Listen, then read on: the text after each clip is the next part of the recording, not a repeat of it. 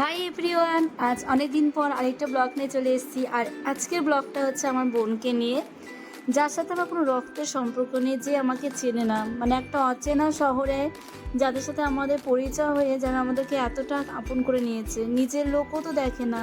এত তো লোক আছে এই শহরে, তারাও এইভাবে দেখে না যেভাবে বনি আর বনির হাজব্যান্ড, মানে আমার এই ভাই আর বোন, আমার সৌভিক যেভাবে আমাদেরকে দেখে, যতটা আমাদের ভালোবাসে। তো আজকে হচ্ছে আমার বোনের একটু শার্ট টাইপের একটা কিছু করতে যাচ্ছিলাম, তো বনিতা চলে এসছে।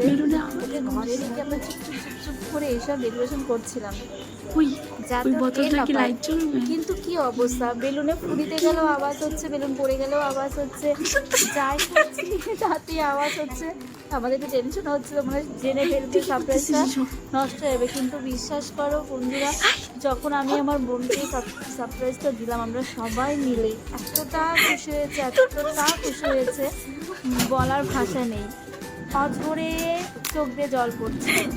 চলো বাদ বাকিটা দেখে নিই। ওকে এখন আমরা ঘরের থেকে নিয়ে এসেছি। আর একটা কথা বলে রাখি, আমরা অনেক দিন ধরে অপেক্ষায় ছিলাম, অনেক দিন ধরে, যে কবে আমাদের বাড়িতে অনুষ্ঠানটা হবে।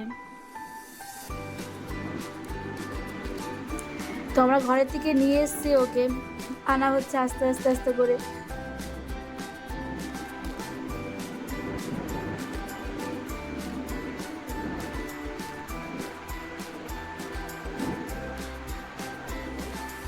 বনিতা মা নেই, আজও মা হতে চলছে।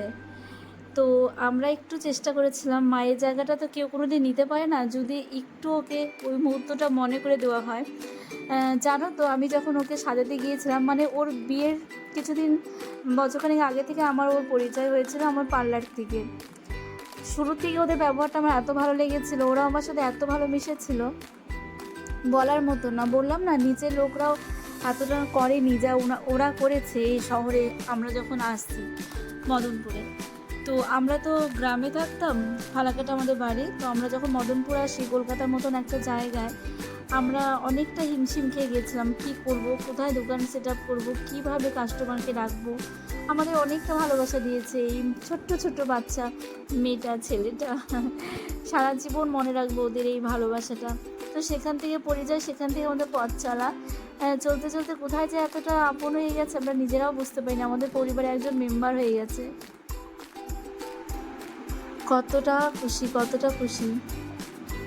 ও, তোমাদের সাথে যে কথাটা শেয়ার করব, আমি যখন ওকে ভাত কাপড় না, আইব্রো ভাতে মেকআপ করতে গিয়েছিলাম না, তখন ও ফোন করছিল ক্যাটারিংয়ে, বলছিল যে আজকে মেনুতে ভাজা দিবে, মানে ওই খাবারটাও ও খাবে, আইব্রো ভাতটাও খাবে, যেটা নাকি বাইরে থেকে আসছে। দিদি আছে, কোনো কারণবশত করে উঠতে পারেনি। আর বিয়ে বাড়িতে কত কাজ থাকে, সমস্তটা একা রেখেছে।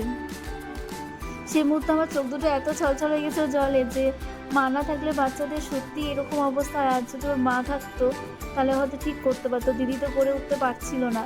সেদিন ভেবেছিলাম যে যতটা পারবো ওদেরকে ডেকে রাখবো। তো চলো দেখি আজকে সেলিব্রেশন কিভাবে কমপ্লিট হয় আমাদের।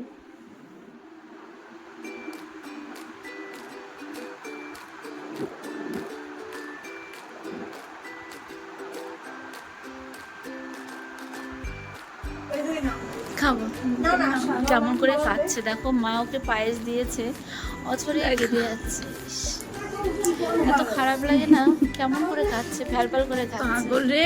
কবে আশা ভালোবাসা পাওয়ার জন্য মেয়েটা, আমি যাচ্ছিলাম যে মা দিক তোমাকে নিজে হাতে। এর জন্য তোমরা যারা আজকে আমার ব্লগটা দেখছো, তারা সবাই আশীর্বাদ করবে, ওরা যেন এভাবে থাকতে পারে সারাটা জীবন। আর ওর সামনে একটা খুব ভালো দিন আসছে, বুঝতেই পারছো, যে সাধুর সাথে এসেছে। সবাই ঠাকুরের কাছে প্রার্থনা করো যাতে মঙ্গলভাবে ভালোভাবে ওর বেবিকে করে নিতে পারে। কালারটা পছন্দ হয়েছে? দুজনে দেখো পায় একই কালার।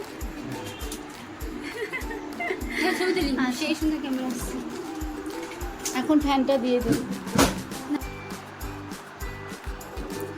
আজকে আমাদের ব্লগ এখানে সমাপ্ত হচ্ছে বনিতার সাথে উৎসব। তোমরা সবাই ভালো থেকো আর প্রার্থনা করো আমাদের এই পুচকুটার জন্য। আজকে এই পর্যন্ত, টাটা, বাই বাই।